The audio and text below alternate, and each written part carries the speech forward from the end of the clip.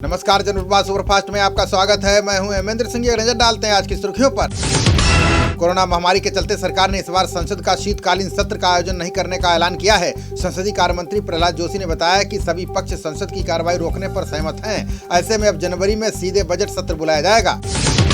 लौह पुरुष सरदार वल्लभ भाई पटेल की आज 75वीं पुण्यतिथि है। इस मौके पर पीएम मोदी और गृह मंत्री अमित शाह ने उन्हें नमन किया है। पीएम ने कहा है कि सशक्त, सुदृढ़ और समृद्ध भारत की नींव रखने वाले लौह पुरुष सरदार वल्लभ भाई पटेल को शत शत नमन। सुप्रीम कोर्ट ने आपातकाल को लेकर केंद्र सरकार को नोटिस जारी किया है। कोर्ट ने साल 1975 के दौरान देश में लागू किए गए आपातकाल पर जवाब मांगा है। इसके तहत आपातकाल को पूरी तरह असंवैधानिक घोषित करने के लिए केंद्र को 1 सप्ताह में जवाब देना होगा।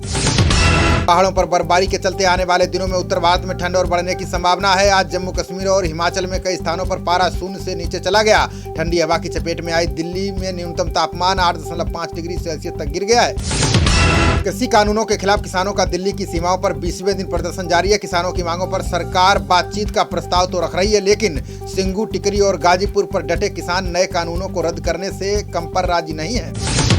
दिल्ली की सीमा पर डटे किसान आज आंदोलन को लेकर आगे की रणनीति तय करेंगे। इसके लिए आज किसान नेताओं की अहम बैठक होनी है। आज किसानों की बैठक के बाद आंदोलन को और तेज करने का फैसला लिया जा सकता है।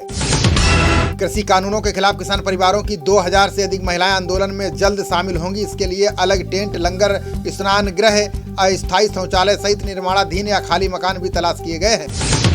किसानों के समर्थन में सामाजिक कार्यकर्ता अन्ना हजारे भी उतर गए हैं। उन्होंने केंद्र सरकार को चेतावनी दी है कि अगर किसानों की मांगें नहीं मानी गई तो वो अनशन करेंगे। कृषि मंत्री को लिखे खत में अन्ना ने स्वामीनाथन आयोग की सिफारिशों को लागू करने की मांग की है। कृषि मंत्री नरेंद्र तोमर ने किसानों को मनाने के लिए अगले दौर की बैठक की तैयारियों के संकेत दिए हैं। कृषि मंत्री ने कहा कि 10 और किसान संगठन सरकार के साथ आ गए हैं। हम कृषि कानूनों की हर धारा पर बात करने को तैयार हैं।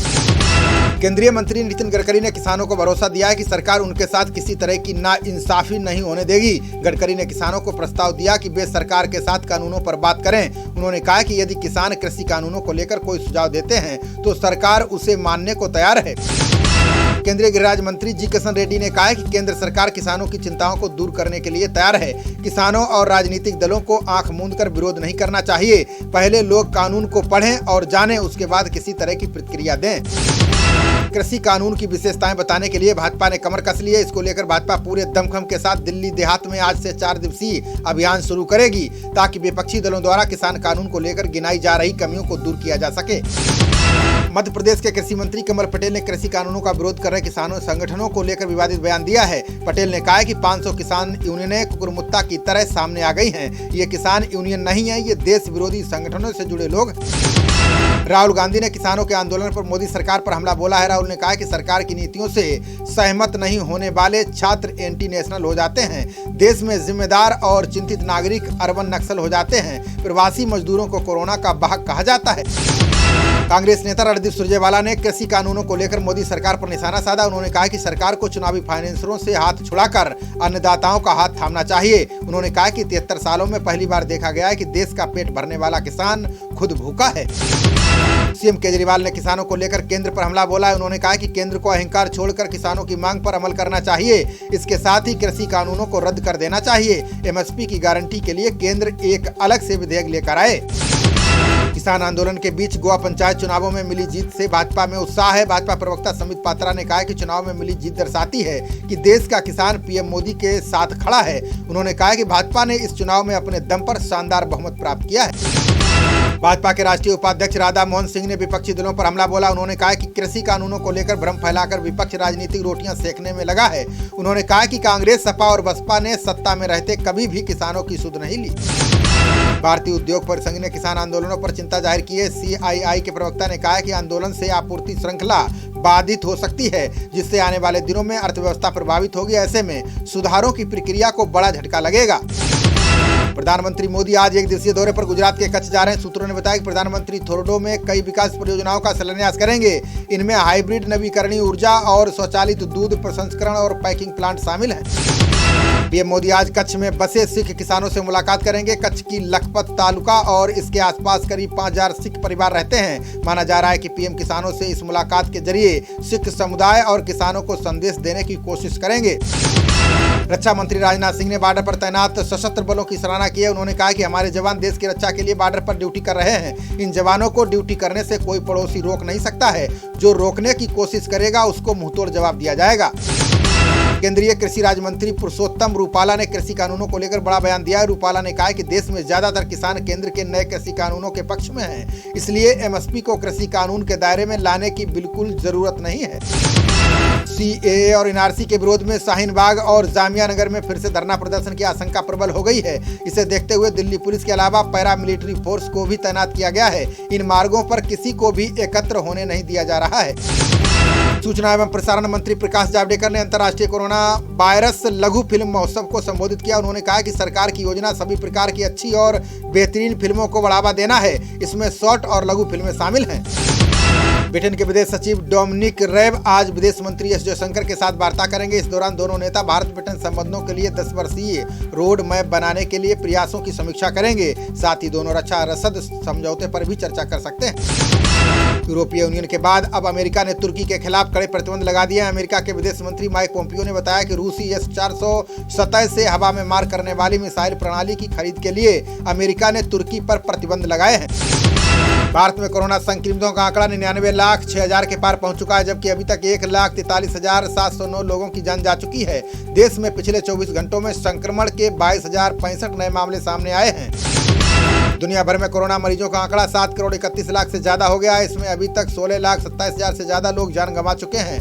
5 करोड़ 13 लाख से ज्यादा लोग ठीक भी हो चुके हैं। वहीं अकेले अमेरिका में 3,02,000 लोगों की जान चली गई है। आईआईटी मद्रास में 100 से अधिक लोग कोरोना से संक्रमित पाए गए हैं, जिनमें से अधिकतर छात्र हैं। तमिलनाडु के स्वास्थ्य सचिव ने बताया कि 104 छात्र और अन्य लोग संक्रमित पाए गए हैं। सभी को अस्पताल में भर्ती कराया गया, जहां उनकी हालत स्थिर है। केंद्र सरकार ने टीकाकरण अभियान को लेकर दिशा निर्देश जारी किए हैं। इनके अनुसार देश भर में टीकाकरण बूथ या केंद्र बनाए जाएंगे। वहां रोजाना अधिकतम 200 लोगों को टीके लगाए जा सकेंगे। टीका लगवाने के लिए जल्द लॉन्च होने वाले कोविड ऐप पर रजिस्ट्रेशन कराना होगा। सिंगापुर ने अमेरिका दवा कंपनी फाइजर और जर्मन कंपनी बायोएनटेक द्वारा विकसित की गई कोविड-19 के टीके को मंजूरी दी है। सिंगापुर के प्रधानमंत्री ली सेन लॉन्ग ने इसका ऐलान किया है। उन्होंने बताया कि टीके की पहली खेप इस महीने के अंत तक मिल जाएगी। कोरोना संक्रमण के प्रसार को रोकने के लिए अहमदाबाद में रात्रिकालीन कर्फ्यू जारी रहेगा। 31 दिसंबर को रात 9 बजे के बाद पार्टी करने पर रोक रहेगी।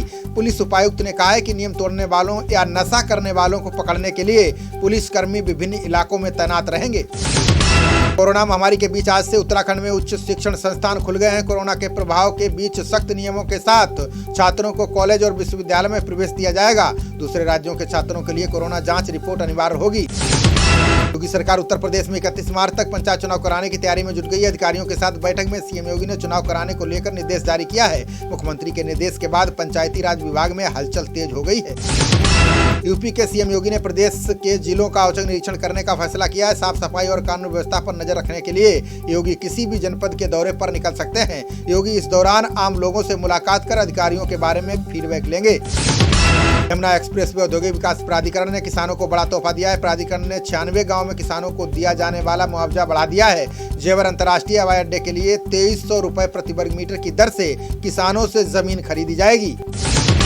टीएमसी के रिपोर्ट कार्ड को भाजपा ने लोगों को मूर्ख बनाने वाला करार दिया। साथ ही भाजपा ने तृणमूल फेल कार्ड जारी किया। भाजपा प्रदेश अध्यक्ष दिलीप घोष ने कहा है कि 10 साल के शासन में ममता ने बंगाल को सिर्फ भ्रष्टाचार और अराजकता वाला माहौल दिया है।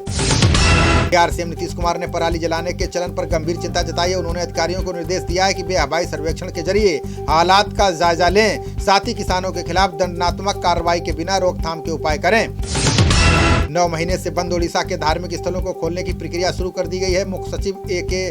त्रिपाठी ने ये जानकारी दी। उन्होंने कहा कि राज्य में संक्रमण दर घट रही है। ऐसे में एसओपी लागू करने के बाद धार्मिक स्थलों को खोलने का निर्णय किया गया है।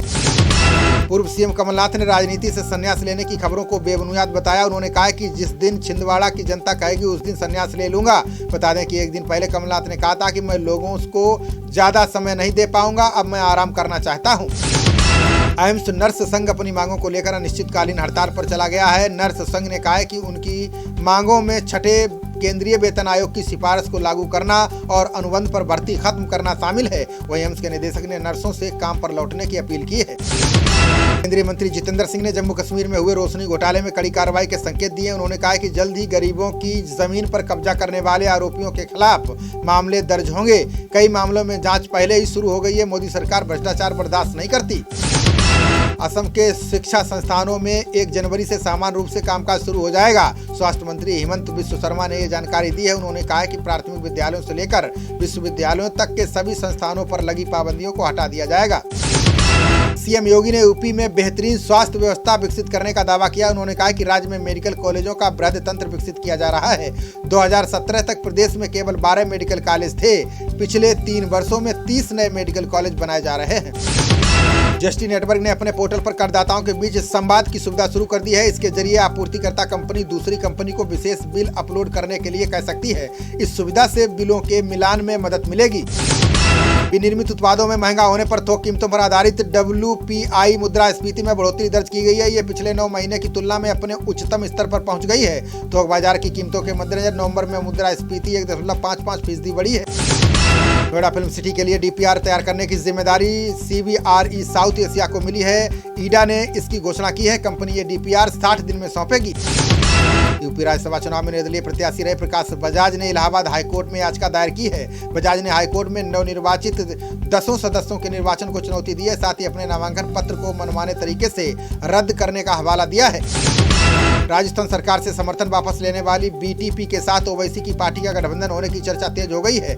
इसे कांग्रेस और राजस्थान सरकार को बड़ा झटका माना जा रहा है। बता दें कि BTP के दोनों विधायकों ने गहलोत सरकार से अपना समर्थन वापस ले लिया है। खबरों का सिलसिला जारी रहेगा। देखते रहिए जनप्रवाद। नमस्कार।